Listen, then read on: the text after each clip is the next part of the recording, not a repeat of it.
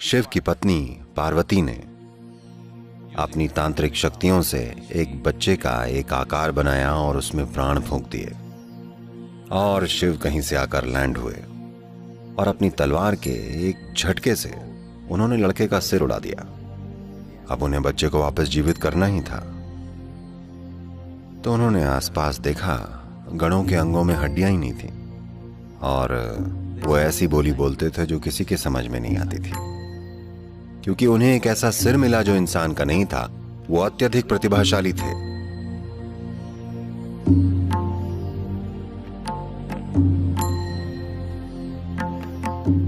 तो मानसरोवर बहुत महत्वपूर्ण है, क्योंकि ये सांस्कृतिक रूप से महत्वपूर्ण है, क्योंकि जब भी शिव, वो थोड़े घुमक्कड़ किस्म के गृहस्थ हैं, वो दूर निकल जाते हैं, तो उनकी पत्नी पार्वती कैलाश में रहने की बजाय वो यहाँ नीचे आ जाती हैं, क्योंकि वहाँ सब बर्फ ही बर्फ है। वो यहाँ नीचे आ जाती हैं, यहाँ कम से कम ठंडा पानी तो है, तो वो ज़्यादातर यहीं रहती हैं।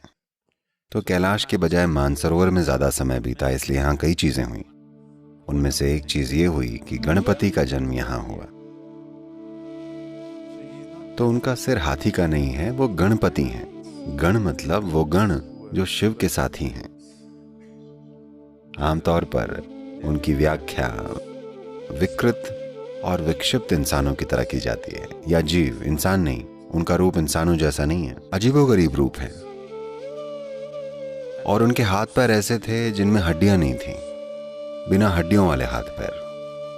और वो ऐसी बोली बोलते थे जो कोई और नहीं समझ सका।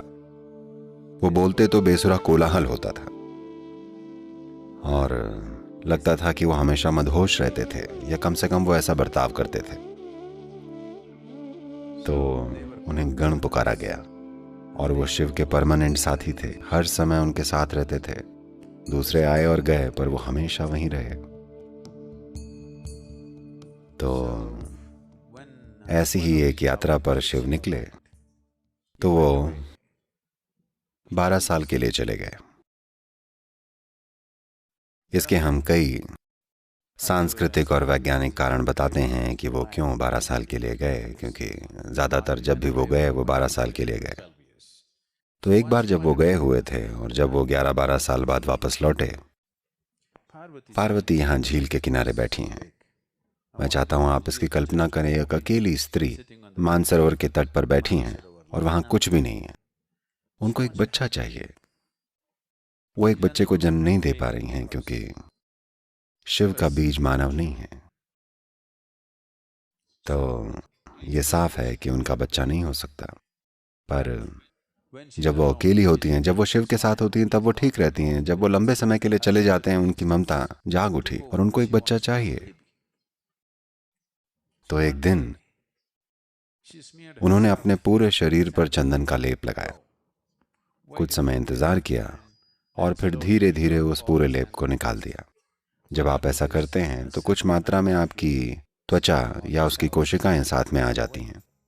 इसका उपयोग करके और अपनी तांत्रिक शक्तियों से उन्होंने उसे एक बच्चे का आकार देकर उसमें जान फूंक दी। एक सुंदर सा छोटा बच्चा आ गया और उसका साथ पाकर वो बहुत खुश हुई और वो बड़ा हो गया। वो बस 2 ही थे और कोई नहीं था।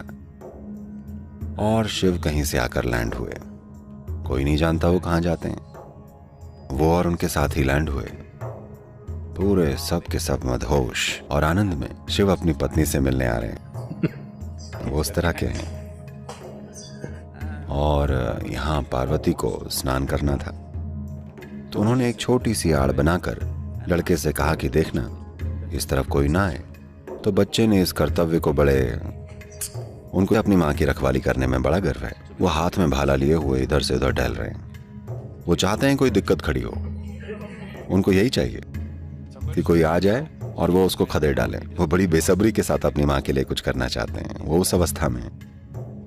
और अब शिव और उनके साथ ही आ पहुंचे, तो उनको अपनी पत्नी से मिलना है। वो इसी तरफ चले आ रहे हैं और लड़के ने उन्हें रोक दिया और पूछा, आप कौन हैं?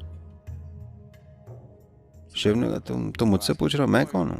और अपनी तलवार के एक झटके से उन्होंने लड़के की गर्दन उतार दी और पार्वती से मिलने चले गए। अपनी पत्नी को 12 साल बाद देखकर वो बहुत खुश थे, पर पत्नी ने जब तलवार पर खून देखा और वो चिल्लाई और उन पर आतिशबाजी हुई। अब उन्हें नहीं पता था कि क्या करें। उन्हें लगा 12 साल बाद उनका भव्य स्वागत होगा। यहां वो उन पर चिल्लाए जा रही हैं। उन्होंने कहा, आपको उसे वापस जीवित करना पड़ेगा। वो बोले, ये संभव नहीं है, उसका सिर धड़ से अलग हो चुका है, वो खत्म हो चुका है। मैं नहीं जानती कि क्या हुआ है, मुझे वो बस जिंदा चाहिए। अब अगर उन्हें अपनी पत्नी